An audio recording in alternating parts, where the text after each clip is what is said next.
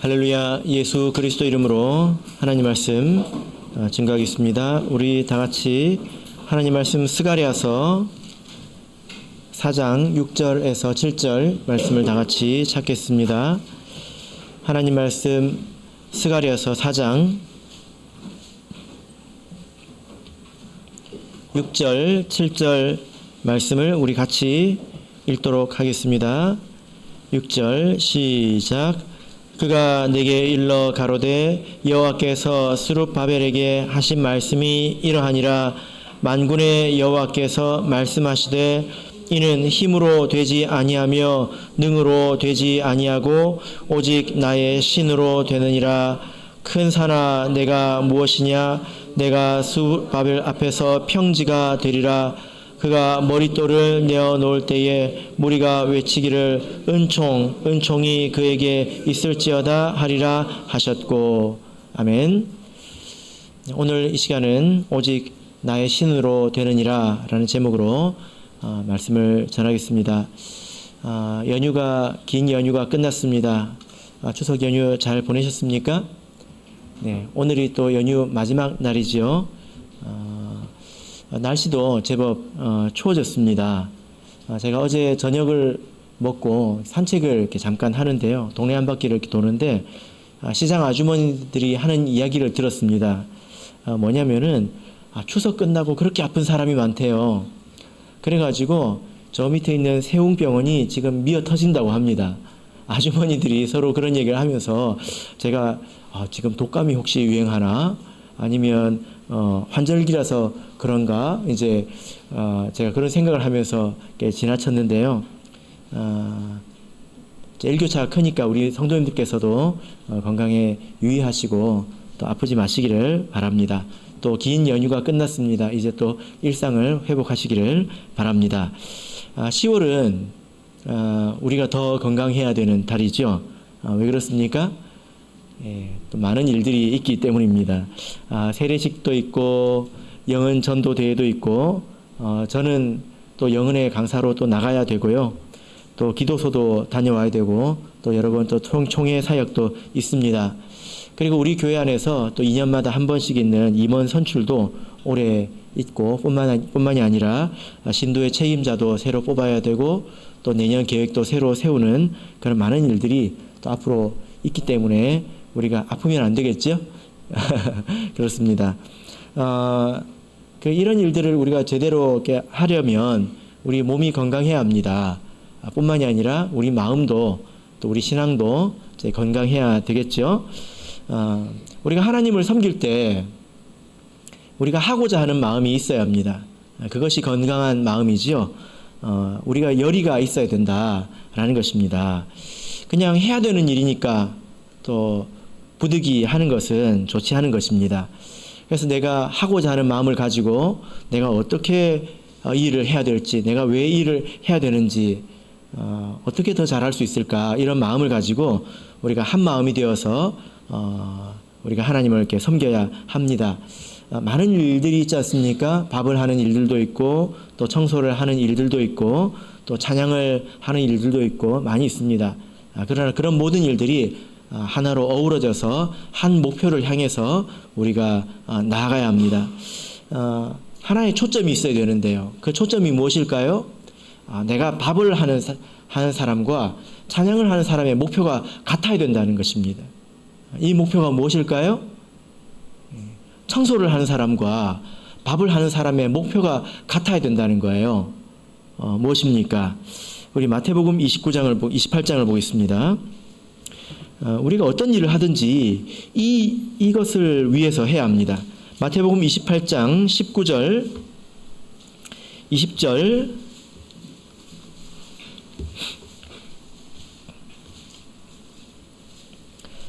같이 읽겠습니다. 마태복음 28장 19절 20절 읽겠습니다. 시작. 그러므로 너희는 가서 모든 족속으로 제자를 삼아 아버지와 아들과 성령의 이름으로 세례를 주고 내가 너희에게 분부한 모든 것을 가르쳐 지키게 하라. 볼지어다 내가 세상 끝날까지 너희와 항상 함께 있으리라 하시니라. 예. 이 말씀을 보면 예수님께서 우리에게 주신 사명이 아주 분명합니다. 우리는 믿지 않는 자들에게 가서 복음을 전해야 합니다. 그래서 그들에게 예수님의 이름으로 세례를 주어서 그들로 하나님의 자녀가 되게 해야 되죠. 그죠? 예. 이게 다가 아닙니다. 또 무엇이 있어야 합니까? 내가 너에게 분부한 모든 것을 가르쳐 지키게 하라. 그 사람이 세례를 받아서 하나님의 자녀가 된 그 사람이 예수님의 교훈을 다 지켜 행할 수 있을 때까지 가르치라는 것입니다. 이 일을 우리가 해야 합니다. 영혼 구원을 위해서, 그리고 또 신앙의 성숙을 위해서 청소를 하더라도 이것을 위해서 해야 합니다. 깨끗한 곳에 있어야 믿음이 더 자라지 않겠습니까? 또 더 좋은 것을 배우지 않겠습니까? 그리고 밥을 맛있게 먹으면 마음도 열리고요, 믿음도 자랍니다. 사랑을 먹기 때문이죠. 그죠? 그런 것입니다. 그래서 우리가 이 일을 위해서, 영혼 구원과 신앙의 성숙을 위해서 우리가 한 마음으로 이 일을 해야 되는 것입니다. 우리 교회에서 가장 은혜로운 일은 무엇일까요? 교회에서 가장 좋은 일이 무엇일까요? 예, 죄인이 회개하는 것이죠. 예, 이 일이 가장 좋은 일입니다. 죄인이 회개하는 것입니다. 그리고 완악한 사람의 마음이 부드러워지는 것. 예, 이 완악하다고 하는 것은 하나님 앞에서의, 또 말씀 앞에서의 그 태도를 말하는데, 그런 마음이, 딱딱했던 마음이 부드러워지는 것, 이런 변화가 있는 것이 교회로서는 또 하나님 앞에서 가장 기쁜 일이지 않겠습니까? 이 일은 마치 이렇게 폐허가 된 성전이 다시 지어지고 이제 인테리어도 새롭게 이제 하는 것과 같은 그런 일이라고 할 수 있습니다. 우리 교회도 어떤 일을 하든지 간에, 영혼회를 치르든 또 안식일을 보내든 어떤 일을 하든지 간에 이것을 마음의 중심에 놓고 우리가 모든 일을 해야 합니다. 그래야 우리가 나중에 정말로 기쁨과 보람 가운데서 하나님을 계속 섬길 수가 있게 됩니다. 자, 오늘 우리가 스가랴서 말씀을 읽었는데요. 이 말씀은 우리가 마음의 중심에 또한 또 품고 있어야 되는 말씀입니다. 이 스가랴서는 이스라엘 백성이 포로에서 복귀했을 때에, 그리고 성전을 재건할 때에 하나님께서 스가랴 선지자를 통해서 주신 그런 말씀입니다. 이 스가랴 선지자는 학개 선지자와 함께 이제 활동을 했습니다. 그때도 이스라엘 백성이 이렇게 하나님 은혜로 돌아왔지만 두 번째 성전을 짓는 것은 절대로 쉬운 일이 아니었습니다. 왜냐하면 외부에서 방해가 너무 심했습니다. 반대하고 괴롭히는 사람들이 너무 심했습니다. 그러다 보니까 이스라엘 백성의 마음도 식어버린 거예요. 그래서 나중에는 자포자기해서 그냥 자기 살기 급급했습니다. 처음에는 열심히 해보려고 했는데 방해가 심해지니까 마음이 식어버렸다는 거예요. 그래가지고 이제 자기 살기에 급급한 그런 인생이 되어버렸습니다.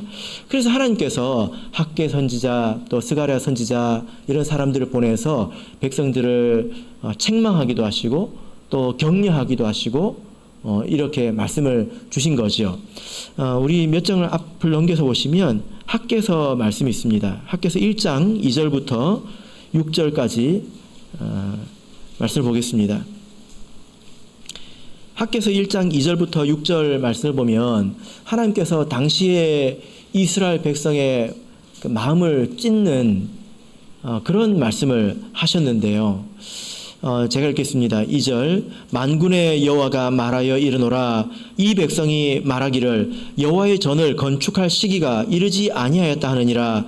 여호와의 말씀이 선지자 학개에게 임하여 가라사대 이 전이 황무하였거늘 너희가 이때에 판벽한 집에 거하는 것이 가하냐. 그러므로 이제 나 만군의 여호와가 말하노니 너희는 자기의 소위를 살펴볼지니라. 너희가 많이 뿌릴지라도 수입이 적으며 먹을지라도 배부르지 못하며 마실지라도 흡족하지 못하며 입어도 따뜻하지 못하며 일꾼이 삭슬 받아도 그것을 구멍 뚫어진 전대에 넣음이 되느니라. 하나님께서 이스라엘 백성을 책망하고 계시죠. 이 선지자의 책망을 듣고 이스라엘 백성이 회개해서 다시 하나님의 전을 건축할 마음을 품습니다. 근데 하나님께서 그때 그들을 축복하는 말씀을 하십니다. 학개서 2장 19절입니다.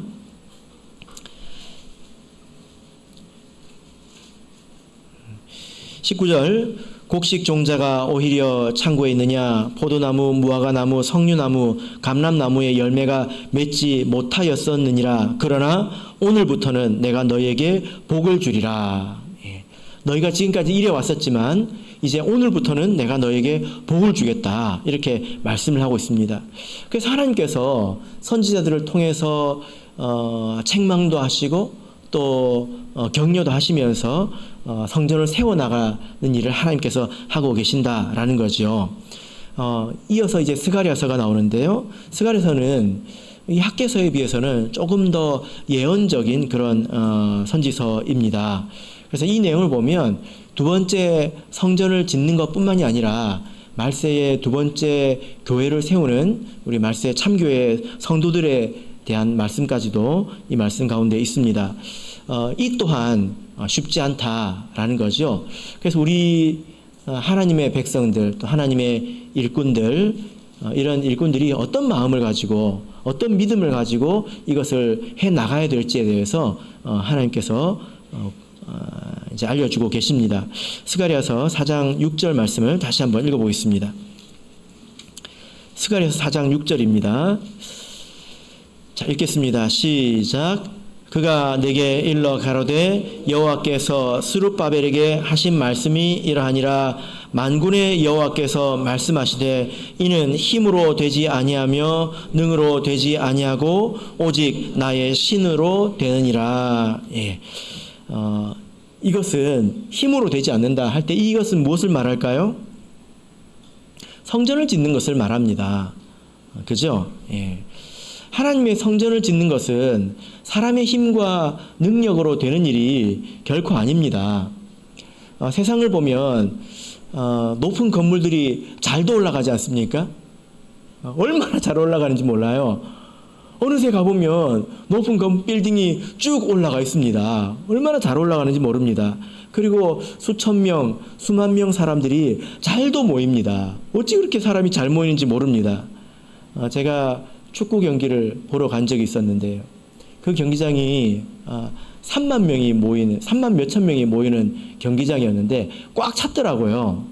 제가 그걸 보면서 야, 참 사람 잘도 모인다. 그런 생각을 제가 했습니다. 우리 전국에 있는 참예수교회 성도들 다 모이면 10분의 1밖에 안 되겠네. 제가 축구를 보면서 그런 생각을 했거든요. 우리가 이렇게 참 세상에 보면 이렇게 건물도 잘 올라가고 이렇게 사람들이 잘 모이는데 우리는 고작 전국에 부산도 아니고요. 전국에 통틀어 봐야 3,000명이라고 말하기가 쉽지 않습니까? 그렇게 말하기가 얼마나 쉬우냐. 또 그것으로 인해서 우리가 스스로 무능하게 여기고 또 낙심하기가 얼마나 쉬우냐라는 것입니다. 그런데요, 하나님의 나라는 돈이 있다고 해서 또 능력이 있다고 해서 되지 않습니다. 세상에 돈 많고 능력 있는 사람이 이 예수님의 몸된 교회를 세우라고 하면 자기의 돈과 능력으로 세울 수 있을까요? 뭐 빌 게이츠나 뭐 우리나라의 유명한 인사 이런 사람들이 와가지고 여기서 제가 하는 일을 대신하면 그 사람이 막 이렇게 세울 수 있을까요? 그렇지 않다는 것입니다. 하나님께서 그래서 스가랴에게 보여주신 것이 있는데요. 스가랴서 3장 1절 2절을 보겠습니다. 하나님께서 스가랴의 영적인 눈을 딱 띄워줘서 그때서야 스가랴가 보게 된 것이 있습니다. 어려운 일이라는 거죠. 3장 1절 2절 읽겠습니다. 시작. 대제사장 여호와는 여호와의 사자 앞에 섰고 사단은 그의 우편에 서서 그를 대적하는 것을 여호와께서 내게 보이시느니라. 여호와께서 사단에게 이르시되 사단아 여호와가 너를 책망하노라. 예루살렘을 택한 여호와가 너를 책망하노라. 이는 불에서 꺼낸 그슬린 나무가 아니냐 하실 때에. 스가랴가 이제 영적인 눈을 떠서 보니까 대제사장 여호수아가 보였습니다. 두 번째 성전을 짓는 그 시절에 이스라엘 백성의 두 명의 지도자가 있었는데요. 한 명이 스룹바벨입니다.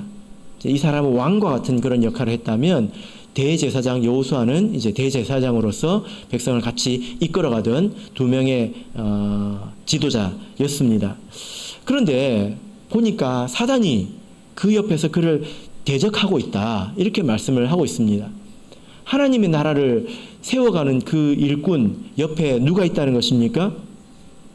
사단이 그를 대적하고 있다라는 거죠. 그래서 이게 쉬운 일이 아니라는 것입니다. 그래서 하나님께서 그 사단을 책망하시면서 여호수아를 일컬어서 뭐라고 말하고 있습니까? 불에서 꺼낸 그슬린 나무가 아니냐, 이렇게 말하고 있습니다. 여러분 캠프파이어 해보셨습니까? 캠핑 가가지고 불멍 해보셨습니까? 한참 타고 있는 나무를 타기 전에 반쯤 타다 만 걸 꺼내면 그거 어디에 쓸 수 있습니까? 그걸 가지고 집 짓는 데 쓸 수 있나요? 어디에 쓸 수 있죠? 예. 지금 여호수아를, 대제사장 여호수아를 일컬어서 불에서 꺼낸 그슬린 나무가 아니냐, 이렇게 말하고 있습니다.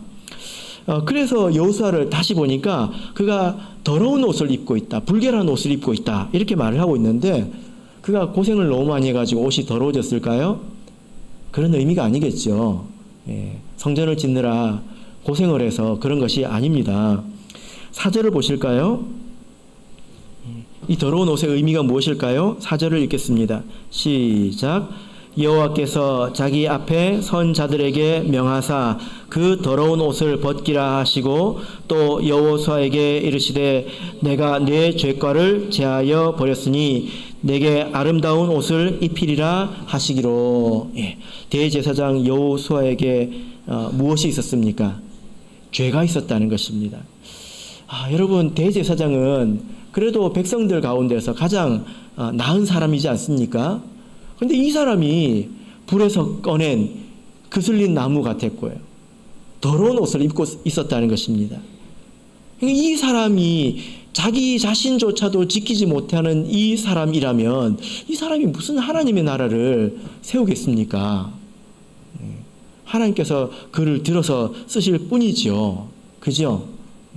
사람은 아무리 잘나봐야 불에서 꺼낸 그슬린 나무에 불과하다는 것입니다. 그래서 우리가 사람에 의지하고 사람에 기대하고 사람의 소망을 걸고 그래서는 안 됩니다. 이것은 하나님의 변함없는 원칙입니다. 사람을 의지하는 것을 싫어하십니다. 그래서 고린도전서 1장 26절을 보실까요? 하나님께서 어떤 사람을 부르셨다고 말씀하시죠? 고린도전서 1장 26절 읽겠습니다. 시작.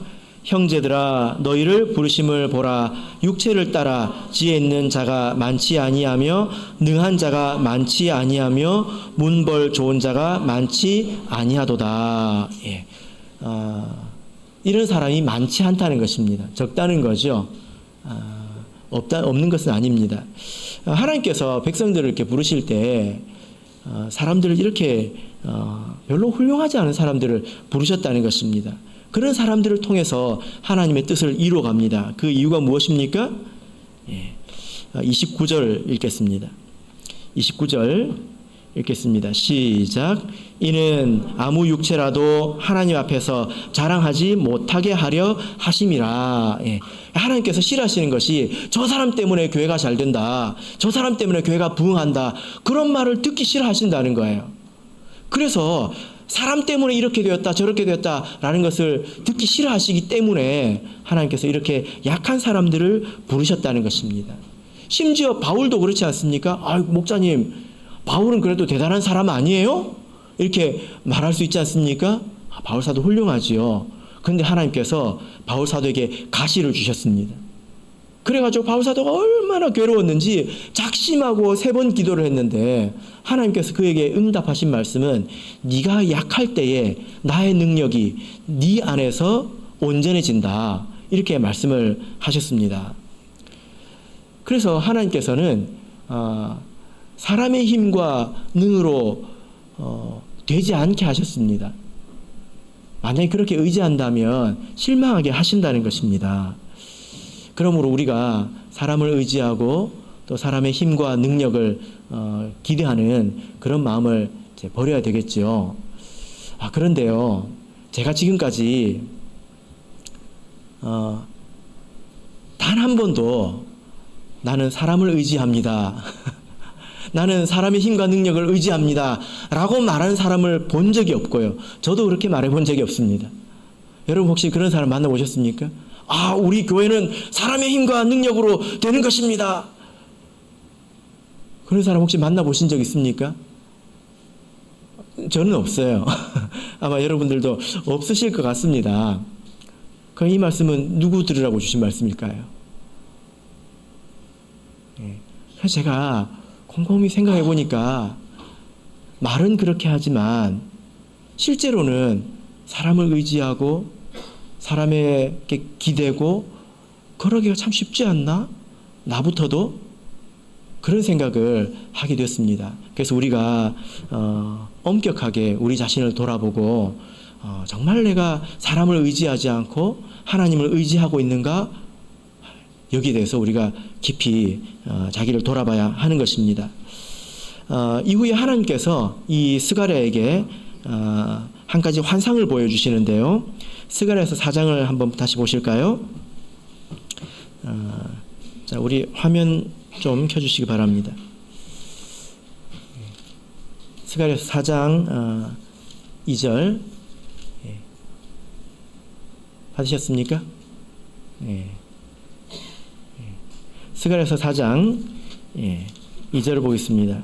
아마 제가 그림을 좀 부탁을 드렸는데 전달이 안 됐나 모르겠네요. 자, 스가랴서 4장 2절에서 5절 자 읽겠습니다. 시작.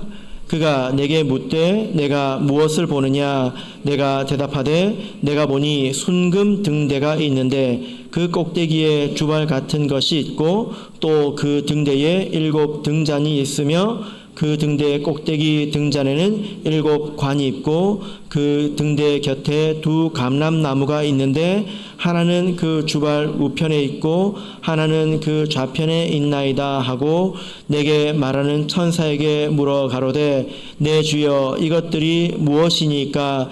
내게 말하는 천사가 대답하여 가로되 내가 이것들이 무엇인지 알지 못하느냐? 내가 대답하되 내 주여 내가 알지 못하나이다. 아멘. 하나님께서 스가랴에게 한 가지 환상을 보여주셨습니다. 이것이 뭐냐면은 2 감람나무가 있는데 그 사이에 하나의 촛대가 있습니다. 그리고 지금 화면에 보이십니까? 이 감람나무에서 이 촛대로 관이 연결이 되어 있죠. 이 말씀을 그림으로 그려보면 대략 이와 같습니다. 여러분 이걸 보면 이게 무슨 그림인지 아시겠습니까?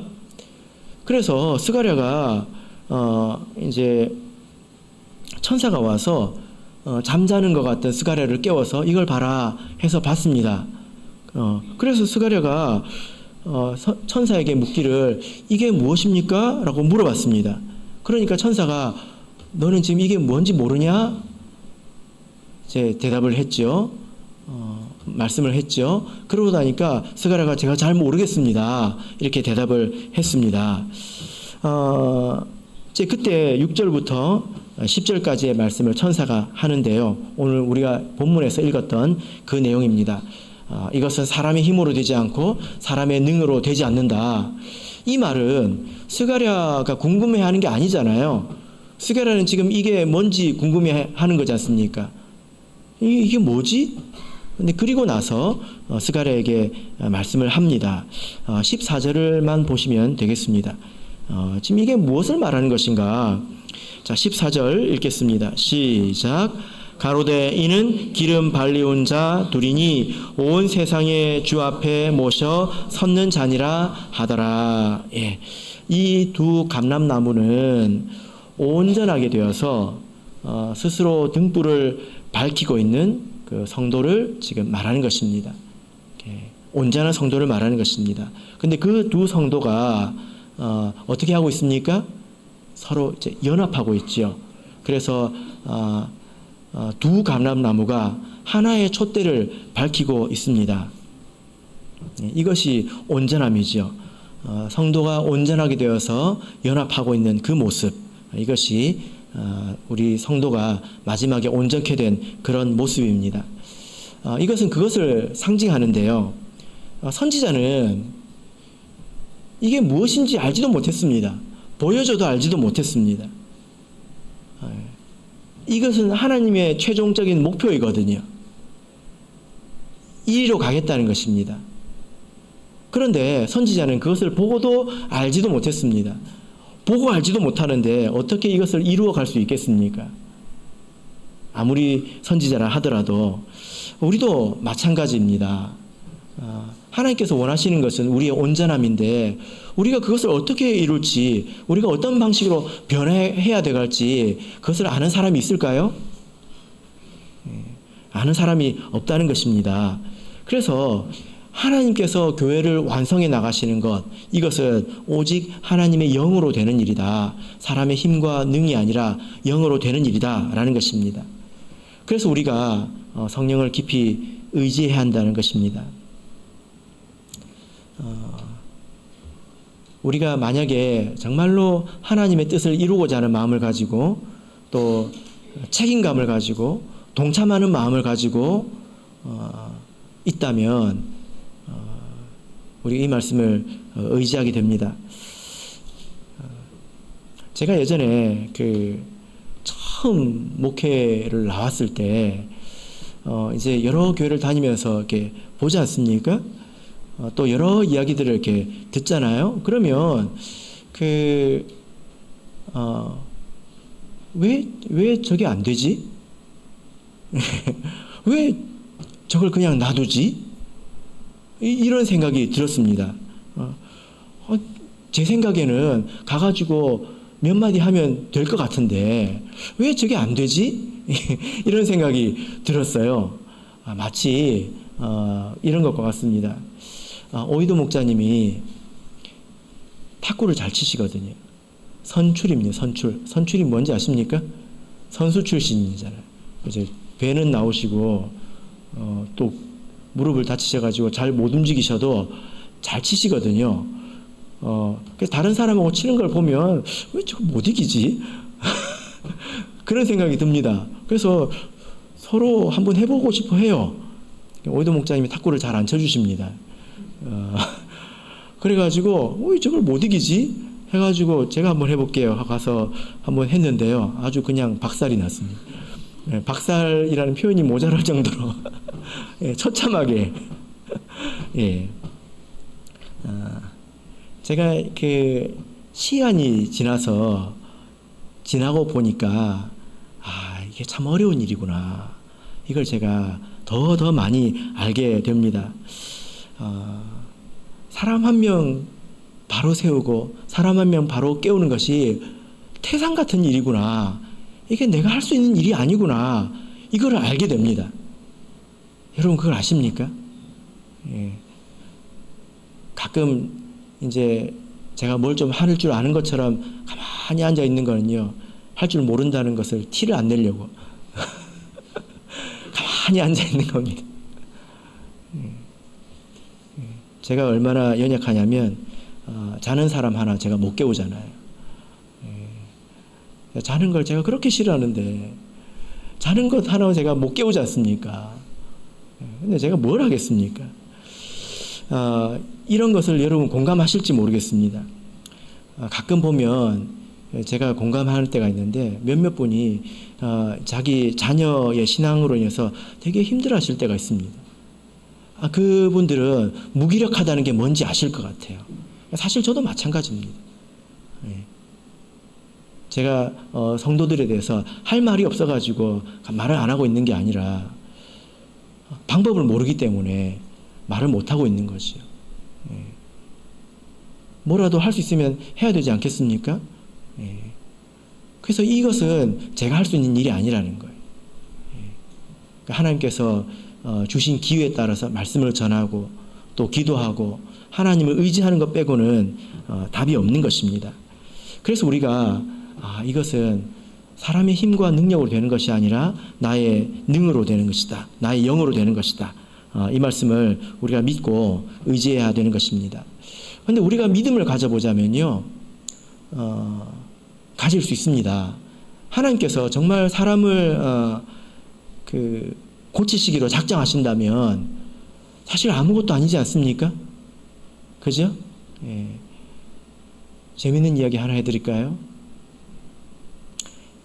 최근에 우리 교회 돌아온 이제 믿음으로 다시 돌아온 김모 자매님이 계십니다. 지금 구도자 교육을 하고 있는데요.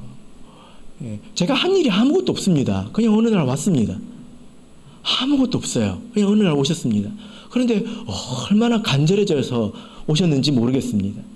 그래서 내가 그동안 이렇게 귀한 것도 모르고 내가 그동안에 이렇게 허송세월 했는가 막 후회를 하시는데 교회 다니던 사람보다 나아요. 간절한 마음이. 그래서 제가 나는 뭘 했는가 이런 생각이 들더라고요. 물론 우리가 하는 일이 의미가 없는 것은 아니지요. 근데 하나님께서 뜻하시면 한 사람으로 이렇게 간절하게도 만드실 수 있다는 것입니다. 근데 저는 그 가족들, 다른 이제 그분의 가족들이 있지 않습니까? 가족들과 같이 신앙생활을 해봤기 때문에 그분들이 어떻게 그 가족을 위해서 기도했는지 제가 알고 있거든요. 그래서 그런 것을 생각할 때 우리가 마음의 힘을 얻을 수 있습니다. 이것은 본래 사람이 할 수 있는 일이 아니다. 믿음을 세우고 한 사람의 믿음을 세우는 것도 재산을 옮기는 것 같은 일이기 때문에 사람의 힘으로 할 수 있는 일이 아니라는 것입니다. 그래서 우리가 하나님을 의지한다면 그렇게 될 거예요. 그래서 낙심하지 마시고 하나님을 끝까지 의지하시고 또 우리도 더욱더 힘을 모아서 하나님께 기도해야 합니다. 이제 우리가 영은혜를 앞두고 있는데요. 파워포인트를 한번 좀 켜주시기 바랍니다. 영은혜를 앞두고 우리 같이 기도하기를 바라는 마음으로 오늘 이렇게 말씀을 준비했습니다.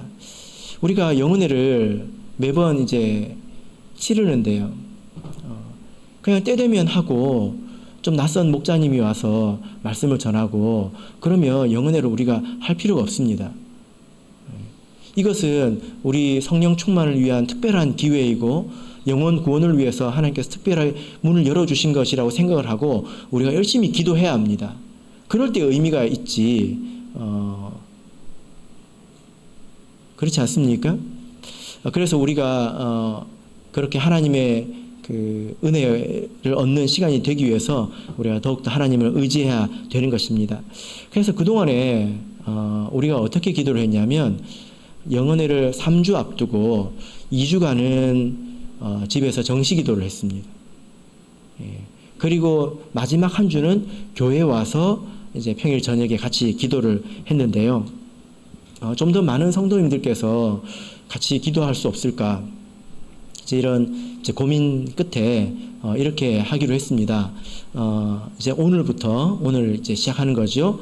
매일 영은회가 시작하는 전날까지 밤 9시에 시작해서 30분간 같이 기도를 합니다. 줌 아시죠? 예, 줌 그 스마트폰으로 서로 이렇게 화상 채팅할 수 있는 그런 어플이지 않습니까? 제가 우리 신도의 책임자분들에게도 링크를 보내드렸고 그리고 밴드에도 제가 올려놨는데요.